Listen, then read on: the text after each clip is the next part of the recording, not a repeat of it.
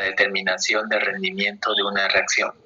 Bien, tengo entendido que ustedes aún no avanzaron la determinación de un rendimiento. Bien, pero vamos a ver conmigo. Por medio de estequiometría. ¿Cuál es el objetivo de esta práctica? Aplicar el concepto de cálculo estequiométrico. En este caso, la relación masa-volumen, que ya lo va a ver con la doctora Angélica. A partir de eso determinaremos el rendimiento de una reacción. Fundamento teórico, que es la estequiometría. La estequiometría es la base fundamental para el cálculo de la cantidad de sustancia que entra en una reacción. Todo esto para evitar pérdida de una de ellas por exceso. Bien, es necesario, para eso se aplica la estequiometría, evitar gastos innecesarios. Bien, de reactivo. En toda sustancia, o en toda reacción, química, intervienen sustancias sólidas, líquidas y gaseosas. Y todo esto juega un papel determinante en la pureza de dicha sustancia. Bien. En el caso de la sustancia gaseosa, es muy importante tomar en cuenta la temperatura y la presión. Bien. Eso siempre ocurre cuando nosotros tenemos una formación de una sustancia gaseosa. Bien. Siempre, y como dice aquí, la ley de Dalton nos permite calcular esa presión de los gases recogidos por el desplazamiento del agua. Y para eso se ocupa la fórmula de los gases ideales. ¿Cuál es la fórmula? Esta de aquí. Presión por volumen es igual a nRT, número de moles por la constante ideal de los gases, representado por R, y la temperatura. Bien. Comúnmente, y seguramente tal vez ya se lo habrán mencionado, lo conocen como pavo ratón. Bien. O Pancho Villa no roba tortilla, como vean conveniente. ¿No está bien? Con toda esa teoría pasamos a la experiencia. En este caso determinamos el rendimiento de una reacción, la cual es el objetivo, ¿no? ¿Bueno? ¿Para qué reacción será? Eso lo tiene en su guía, el zinc con ácido clorhídrico, que forma cloruro de zinc más hidrógeno. Para esta reacción vamos a determinar el rendimiento. Bien. Con los siguientes pasos. Primer paso. Vamos a armar un reactor o un equipo para una reacción en donde el producto sea una sustancia gaseosa. En este caso, el hidrógeno es la sustancia gaseosa. Muy bien. Y vamos a verificar correctamente si sus conexiones o el funcionamiento sea perfecto. Este es el equipo. Bien. ¿Cómo lo vamos a armar? Los materiales son soporte universal, pinza de 3 dedos, la probeta, aluchado, la boca hacia abajo, una manguera de plástico o tubo de conexión, manguera de goma, perdón, matraz quitasato, un tapón correspondiente para el matraz quitasato, un termómetro y una fuente de plástico, que generalmente nosotros ocupamos bandejas. Bien, una bandeja de plástico. El vaso precipitado a veces se ocupa, a veces no, depende del docente. Veamos. ¿Cómo armamos el reactor? Le voy a mostrar un video. Bien.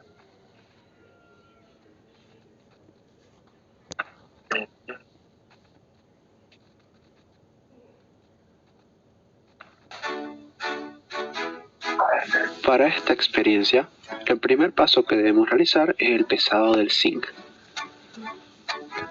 En primer lugar, debemos tarar la balanza con el vidriorreloj. Una vez nuestra balanza esté en cero, procedemos al pesado del zinc.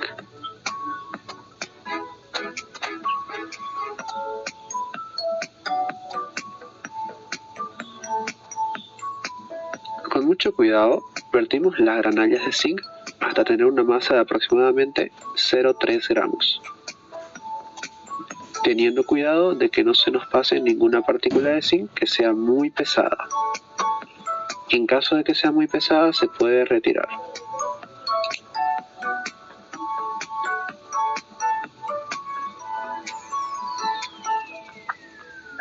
cerramos la balanza, dejamos que se estabilice para poder tomar la masa. El siguiente paso es el llenado de la probeta con agua. Debemos llenarla hasta el punto máximo. Bien. Para que no haya complicaciones con el aire. De aquí enfóquense, el armado del equipo. El siguiente paso es el llenado de la probeta con agua. Debemos llenarla hasta el punto máximo para que no haya complicaciones con el aire que pueda ingresar en ella. Utilizamos una hoja de papel para poder generar una tensión en el agua y poder ingresar la probeta en la cuba o bandeja de vidrio que contenga agua. ¿Para qué? Para que esta probeta no tenga ninguna fuga de aire dentro.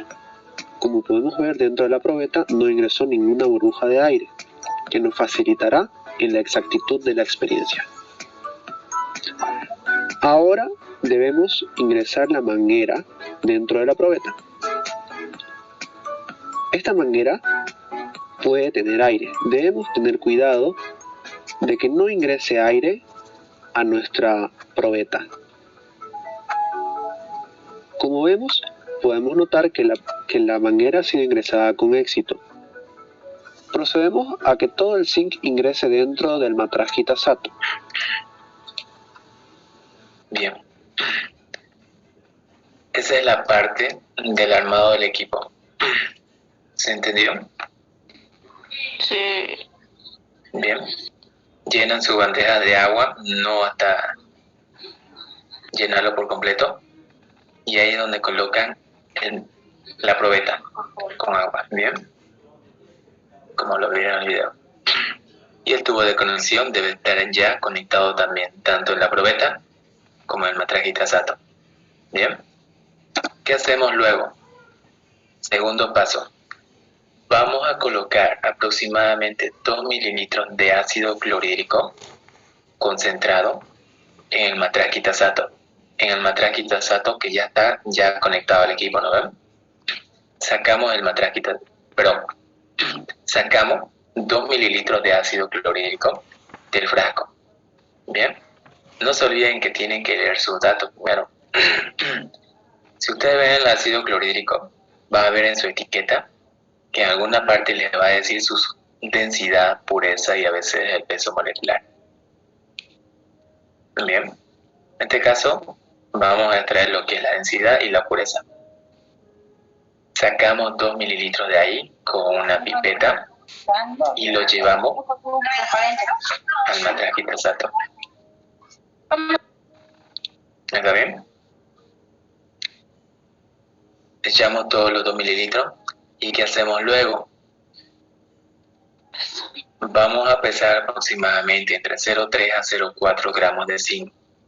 Todo eso en una balanza, ¿no? Primeramente, como vieron en el video, colocan el video reloj, le va a salir un peso, no nos interesa ese peso, lo van a reiniciar hasta que quede en 0. Y ahí mismo colocan aproximadamente esta cantidad de zinc, 0,3 a 0,4.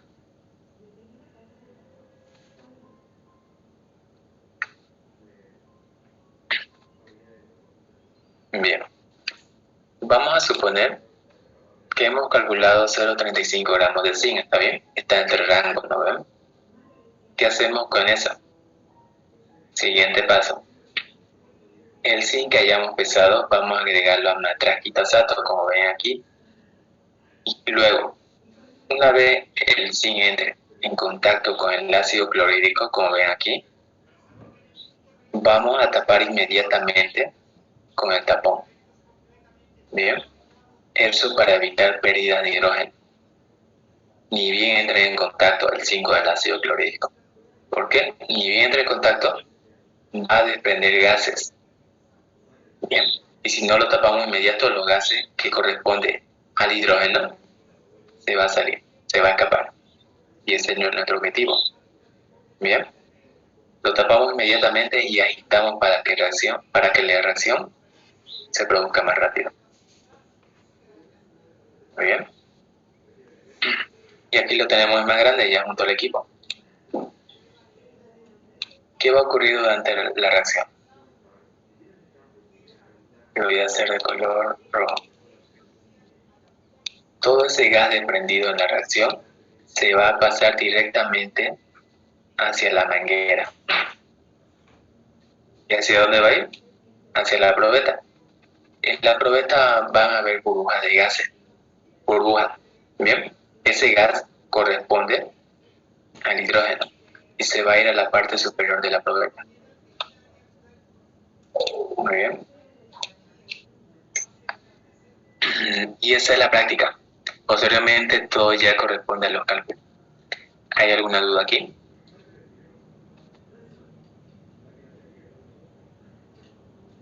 Colocan el zinc, dejan que reaccione, lo tapan inmediatamente, lo agitan y todo el gas se va a ir directamente hacia la probeta a través de la manguera. Y no se olviden colocar el termómetro antes. Bien. Ahora, les muestro esto en video por si tal vez no me han entendido. También está incluido aquí. Como ven ahí, se estaba agregando el ácido clorhídrico. Y coloca el tapón. Ahora debemos cerrar el matraz Kitasato. Esta parte quiero que me ignoren. Bien, nosotros no ocupamos el embudo junto al tapón, directamente el tapón. Agregamos directamente aquí al matraz el ácido clorhídrico. Bien, de esta manera. De aquí. En esta zona. Nuestro paso siguiente es con el ácido clorhídrico concentrado.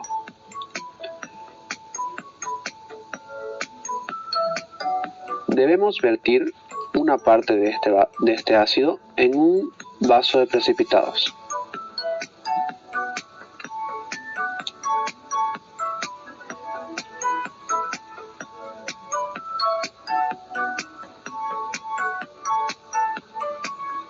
Con nuestra pipeta de 10 ml medimos un volumen de 5 ml. Este ácido clorhídrico estará en exceso.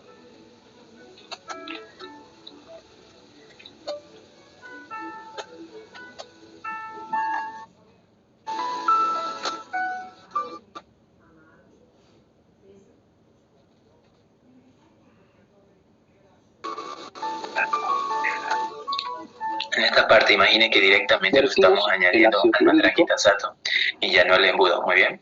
Primeramente nosotros hacemos lo que está haciendo en este momento, agregar el ácido clorhídrico. No ocupamos 5 mililitros porque eso ya también es un exceso, demasiado.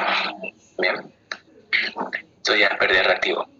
Una vez agregado el ácido clorhídrico, no se olviden, se agrega lo que es el zinc. Bien. Lo opuesto a lo que se estaba haciendo aquí. En nuestro embudo de decantación.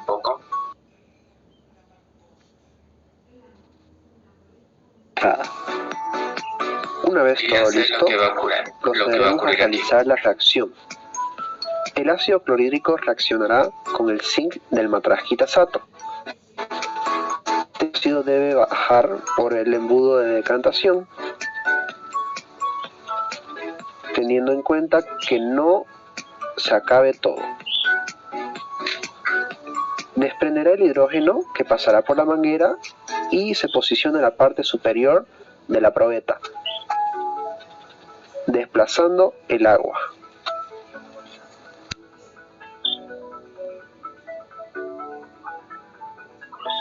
Procedemos a abrir la perilla del embudo de decantación para que comience la reacción. Vemos cómo inmediatamente empieza a desprender hidrógeno que reacciona del ácido clorhídrico y el zinc. En la probeta podemos ver cómo se posiciona el gas del hidrógeno en la parte superior, desplazando el agua. Nos aseguramos de que todo el zinc en el matraz Kitasato reaccione por completo.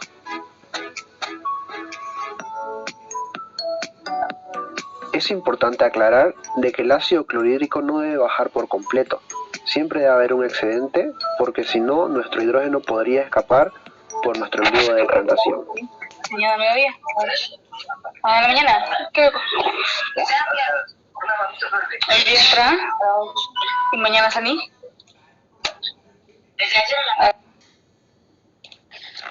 bien, esa es la práctica. ¿Hay alguna duda? ¿O ahora está más claro? Ah, claro. Bien, ese video lo van a tener luego también para verlo. Lo voy a colocar en el Classroom. Ya. Bien, ese es el objetivo. Bien. Hacer pasar todo el gas desprendido en la reacción hacia la probeta. Bien. Y no se olviden de tapar bien el matraquitasato con el tapón. Porque ha habido casos, y he visto, que si cuando no lo tapaban bien, ¿no ves? La presión ejercida del hidrógeno aquí es fuerte. Si no lo tapan bien, se le va a escapar el tapón y ahí mismo el hidrógeno, arruinando así la práctica. Bien, tienen que taparlo bien y luego sujetarlo también. Ahora, continuemos con los cálculos. Ya hecho la experiencia, vamos a proceder a los cálculos. Vamos a calcular la altura del agua y el volumen de hidrógeno. ¿Cómo calculamos esto? La altura del agua lo van a calcular con una regla. ¿Bien?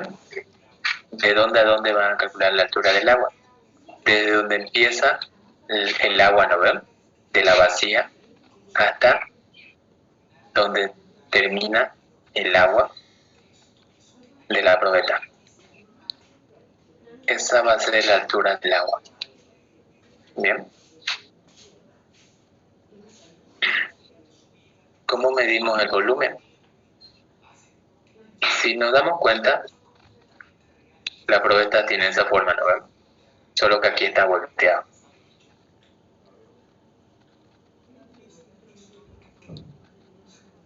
La probeta, al igual que todos los matraces de medición de volúmenes, tienen cierta medida. Aquí puede ser 10, aquí 20, 30, 40 mililitros, 50, etc. Ustedes tienen que calcular eso, solo que aquí va a estar al revés. Aquí más o menos va a ser 10, por aquí 20, por aquí 30, 40, 50, 60, 70, 80 y 90 por ahí. Bien, vamos a observar bien. En este caso yo estoy suponiendo que el volumen de hidrógeno formado es 91. ¿Está bien? 91 mililitros. El volumen está dado en mililitros. Y nada más. ¿Se entiende esta parte? Aquí ocupan regla para medir la altura. Y aquí solo lean. Lectura nomás del matraca. De la probeta, perdón.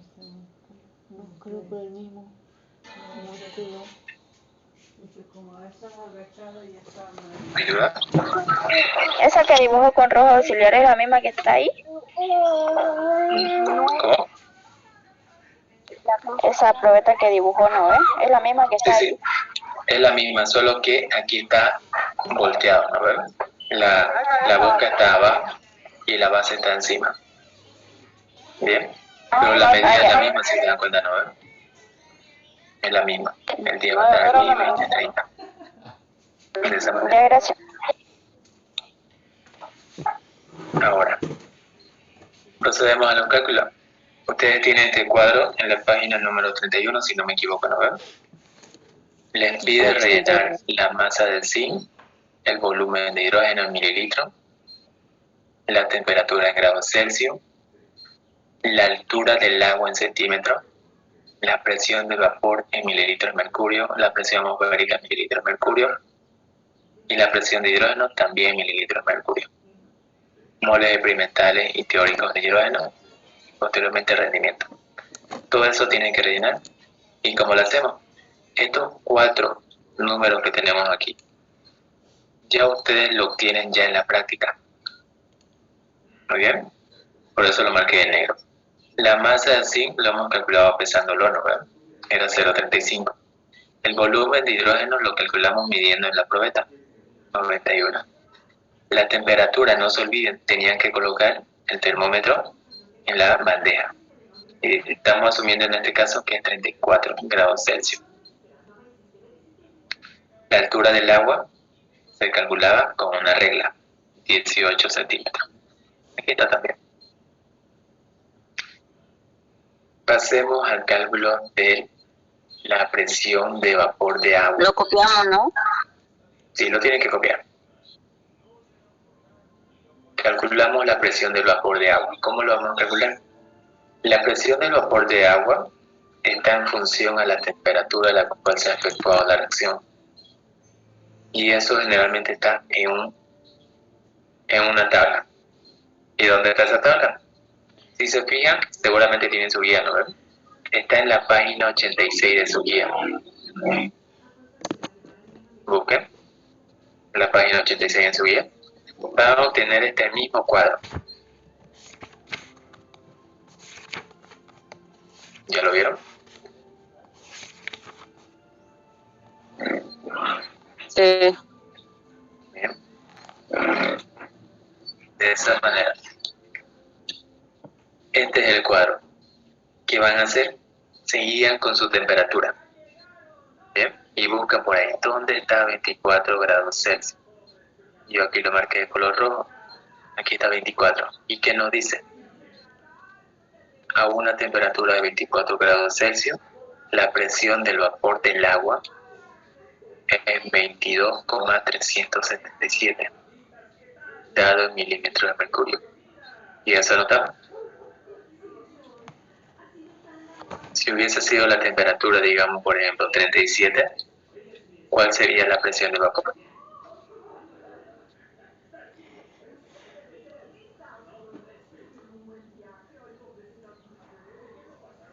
¿Cuánto sería la presión del vapor? 37 o 27. 37. 37 grados Celsius.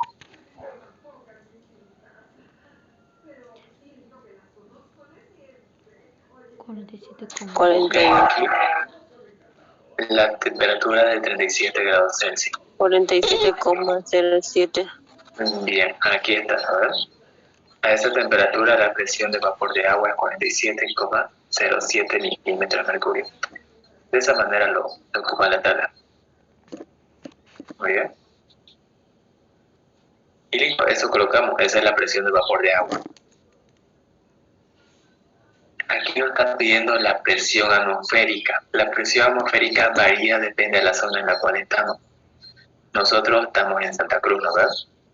La presión atmosférica en Santa Cruz es aproximada a 759 milímetros de mercurio.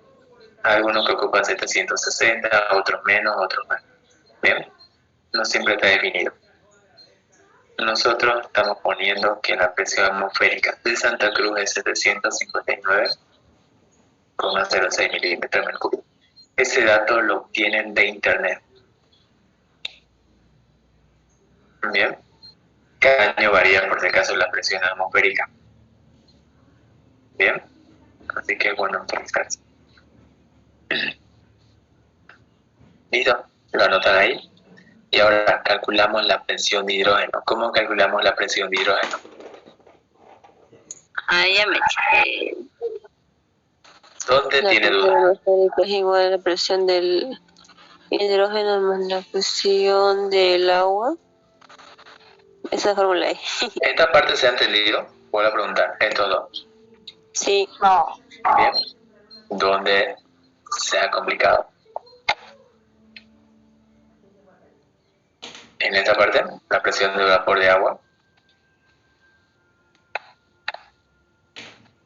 La presión de vapor de agua se obtiene a través de la temperatura. Bien. ¿Qué les decía el termómetro? En este caso asumimos que es 24 grados Celsius. Usted busca por ahí la temperatura de 24 y se encuentra ahí. A esa temperatura la presión de vapor de agua es 22,377. Solo de esa manera lo obtiene. La presión atmosférica ya se lo estoy dando, he obtenido el internet, 759. Ahí lo tiene. Ahora, la presión de hidrógeno. ¿Cómo se obtiene? A través de esta fórmula. ¿Cómo se origina esta fórmula? A través del equipo que hemos armado. Les muestro. Aquí. ¿Qué presiones actúan en este equipo que hemos armado? Aquí hay hidrógeno, ¿no ves? Aquí se ha formado lo que o ha efectuado la presión de hidrógeno. Bien. Eso es lo que nosotros queremos determinar. ¿Cuánto será la presión de hidrógeno aquí? Bien. En esta parte de aquí ha actuado lo que es la presión hidrostática. Bien. La presión que ejerce en esta partecita en la probeta. Y en esta parte de aquí actúa lo que es la presión de vapor de agua. Tenemos 3 factores. Y todo esto a la presión atmosférica que teníamos, que era 759. Bien. Si nos damos cuenta, la presión atmosférica está constituida por la presión de hidrógeno en este caso, por la presión de agua y la presión hidrostática. A ver, de esa manera es que dedujimos la siguiente fórmula. La presión atmosférica está conformada por la presión de hidrógeno, presión de vapor y la presión hidrostática. ¿Se entendió?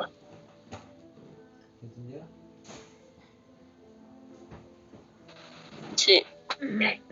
Y de ahí despejan la presión de hidrógeno. Bien, porque es nuestro objetivo, ¿no? Es lo que nos piden.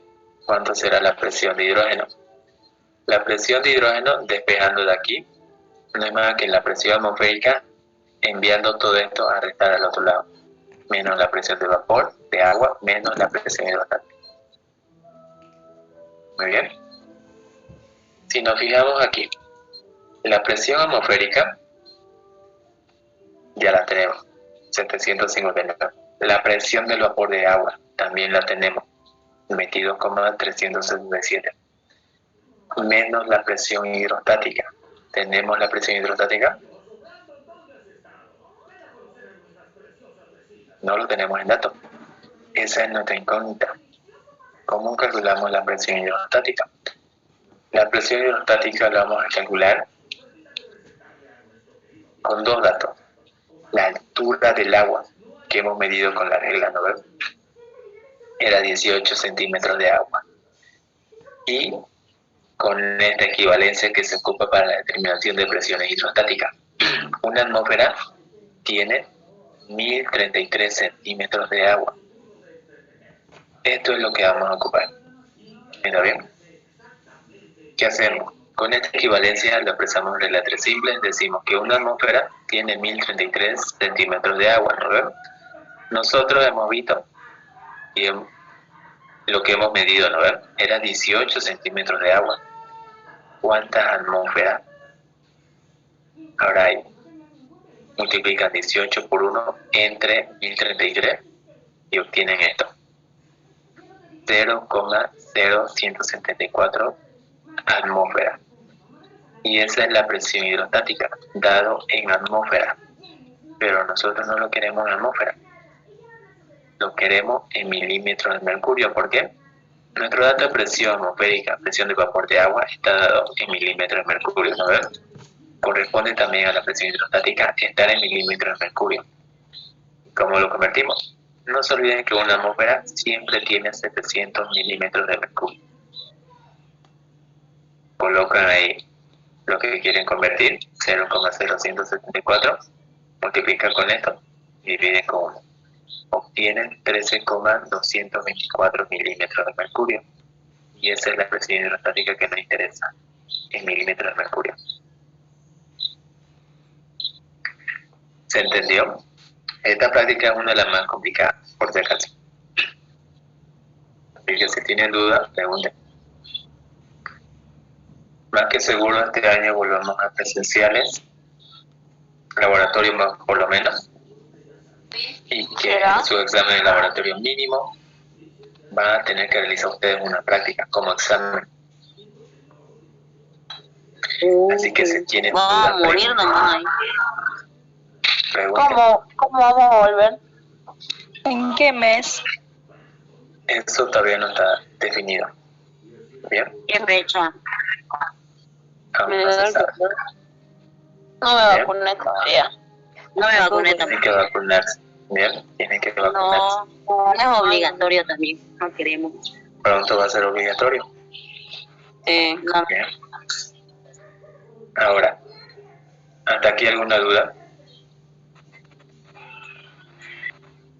Yo, auxiliar, ahí donde dice el peso de hidrógeno milímetros de mercurio, ¿cuál es ese el cuadro para rellenar? ¿Eso de aquí? Sacamos el último, ajá, ese. La presión de hidrógeno, ¿no? Aún no estamos rellenando. Ay, Estamos queriendo calcularlo, ¿bien? claro, Eso pero es lo dice que queríamos, ¿no? La presión de hidrógeno, pero nos faltaba la presión hidrostática. Estamos calculando la presión hidrostática. Bien. Ay, gracias. El siguiente paso es el cálculo de la presión. Bien. Eso reemplazamos aquí. Presión hidrostática 13,224. Reemplazando también lo demás, va a quedar de la siguiente forma. Ahora continuemos. Estos cuadros les voy a mostrar el siguiente, en la siguiente diapositiva. Aquí lo tenemos. ¿Esto me van a copiar? Eso más tienen que copiar. Es largo el procedimiento. Está Bien, largo. estamos continuando con la fórmula 9. La presión de hidrógeno es igual a la presión atmosférica menos la presión de vapor de agua y menos la presión hidrostática. Ya tenemos los tres datos. Presión atmosférica, no se olviden que es la de Santa Cruz. ¿Quiere que puede volver al otro lado, por favor? No olvide sacar ¿Va a sacar captura. captura? No se olviden que las diapositivas se suben a Classroom. Pero la suben después de 2 semanas, auxiliar. Ya puede, sí, cámbialo. Ya luego al final, no se preocupen. Te la paso yo. Bien. Ya, porfa. Al final ven la diapositiva. La presión de vapor de agua, reemplazamos, no se olviden que se obtuvo a través de la tabla 22,377 y menos la presión hidrostática que se ha obtenido al último.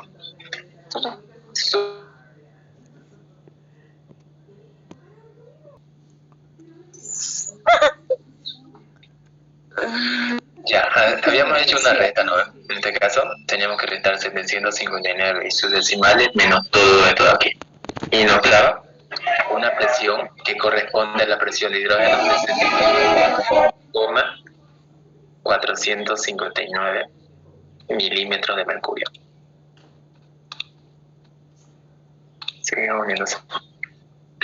Bien, y esa es la presión de hidrógeno y lo van a colocar donde corresponda. Ahí está la presión de hidrógeno. Ahora, nos está pidiendo, no sé si se ve, los moles experimentales de hidrógeno y los moles teóricos de él. Bien, ¿cómo lo vamos a determinar? Empecemos calculando los moles experimentales de hidrógeno. Muy bien, ¿cómo lo hacemos? Sabemos que esos moles experimentales, o sabemos que el hidrógeno desprendido de la experiencia ha estado en estado gaseoso, ¿no ven? Era un gas, ¿cierto? ¿Vieron, no ven? Lo que se ha desprendido era un gas. Y como es un gas, no se olviden que se ocupa siempre el power ratón. Bien, la ecuación general de los gases ideales. Con esa fórmula obtenemos los moles. Moles, no se olviden, representado con N, eso es lo que nos interesa. Despejando queda de esta manera. Bien, los moles no es más que la presión por el volumen que corresponde al hidrógeno, dividido entre R, que es la constante ideal de los gases, por la temperatura efectuada, en la cual se ha efectuado la reacción. Solo es reemplazar, pero antes de reemplazar, lo que tenemos que ver es ciertas cosas, las unidades en las cuales se ocupan. La temperatura se ocupa en Kelvin. La temperatura debe estar dado en Kelvin. R es una constante. El volumen siempre debe estar en litro. Y la presión debe estar en atmósfera. Bien. Eso no se olvida. Si observamos aquí, la presión de hidrógeno es lo que tenemos aquí, ¿no? Está dado en milímetros de mercurio. Tiene que estar en atmósfera para reemplazar aquí la fórmula. Y ocupamos la relación de aquí. Una atmósfera tiene 700 milímetros de mercurio. La presión de hidrógeno es 723,459. Multipliquen y dividen. Y lo que obtienen es la presión dado en atmósfera. te da 0,952 atmósferas. Ahí lo tienen, lo reemplazan. El volumen tiene que estar en litro. Nosotros habíamos determinado el volumen de hidrógeno, era 91. ¿Cómo lo convierten a litro?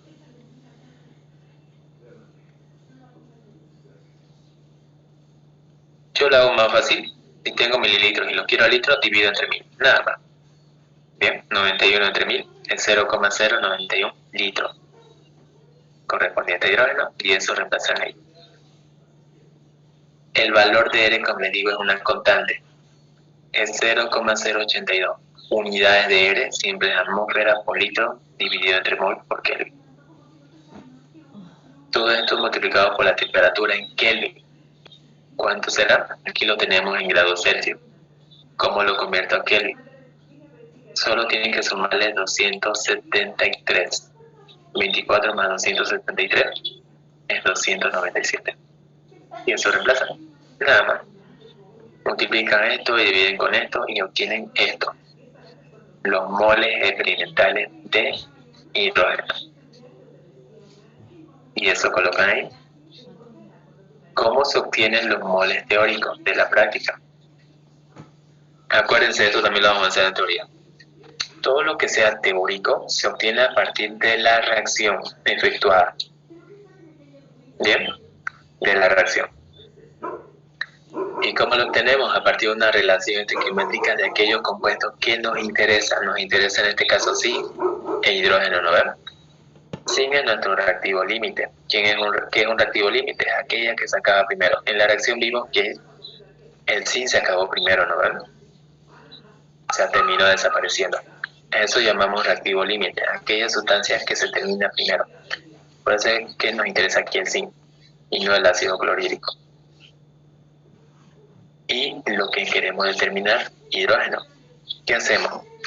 El zinc lo habíamos hallado en masa, entonces aquí corresponde a determinar las unidades de masa. Zinc. ¿Cuánto será el peso atómico del zinc? El peso atómico del zinc es 65. Como es único, ese va a ser la masa total que tiene, 65 gramos. Bien, si tiene un coeficiente, multiplican por esa cantidad, 65 por 2, sería 130. Como no tiene, directamente 75. ¿Cómo determinamos los moles? En este caso nos interesan moles de hidrógeno, ¿no ven? Es lo que nos piden. Los moles de hidrógeno que se encuentran no es más que los coeficientes. Aquí se sobreentiende que es 1. Si el coeficiente es 1, entonces tenemos un mol de hidrógeno. ¿Se entiende la parte?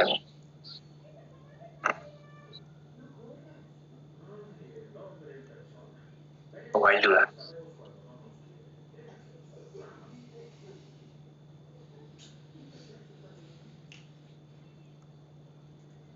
¿Preguntas?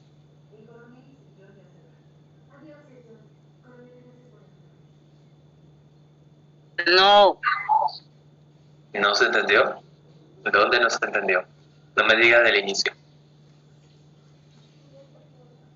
Se entendió auxiliar, creo que se entiende mejor que la otra auxiliar. No te malo, explica. Ajá. Ah, ya. Bien. La auxiliar Tania, por si acaso, está aprendiendo recién. Bien. Se está puliendo. Ya a ver que luego va a explicar bien. Ya Es buena no, también enseñando. Bien. Ya. Un mol. ¿Cómo sé que es un mol? Por el coeficiente. Si le pregunto aquí, ¿cuántos moles tenemos de ácido clorhídrico? ¿Cuánto es el coeficiente aquí? 2. 2, ¿no ven? Si hay 2 en coeficiente, entonces decimos que tenemos 2 moles de ácido clorhídrico. Bien. Eso lo vamos a ver más a fondo en la clase teórica, no se preocupen. Ahora, ¿qué hacemos? Les dije que para obtener los moles teóricos, o cualquier cosa que sea teórico, no experimental, se obtiene a partir de una relación estequiométrica. Estamos observando aquí que en la reacción 65 gramos de zinc reacciona con ácido clorhídrico formando un mol de hidrógeno, ¿no ven? Y eso lo colocamos en regla 3.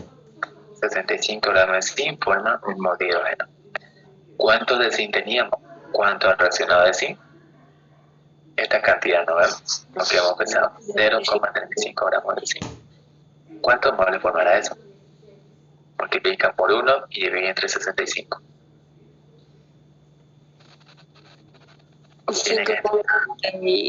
385 por 10 menos 3. Correcto, les da eso. Bien. Y esos son los moles teóricos. Y lo anotan ahí. Y listo. El rendimiento solo es fórmula. Bien, aquí lo tenemos la fórmula. Rendimiento es igual a los moles experimentales sobre lo teórico por 100%. No siempre son moles por si acaso, a veces puede ser masa experimental o volumen experimental. Bien, depende. En este caso ocupamos los moles porque lo que hemos obtenido han sido moles. Los moles experimentales de hidrógeno, ¿quién es? Lo que tenemos aquí, ¿no ven? Ese es nuestro mole experimental, obtenido a partir del vapor atómico. 3,557 por 10 a la menos 3 moles de hidrógeno. Dividido entre lo teórico, que es 5,385 por 10 a la menos 3. Dividen y multiplican por 100 y obtienen un rendimiento de 66,05%. Eso es hidrógeno. Y así termina. Esa es la práctica de hoy. ¿Alguna pregunta? Está bien, Auxi. Bien. Si hay dudas, pregunten con la práctica. ¿Algún dato?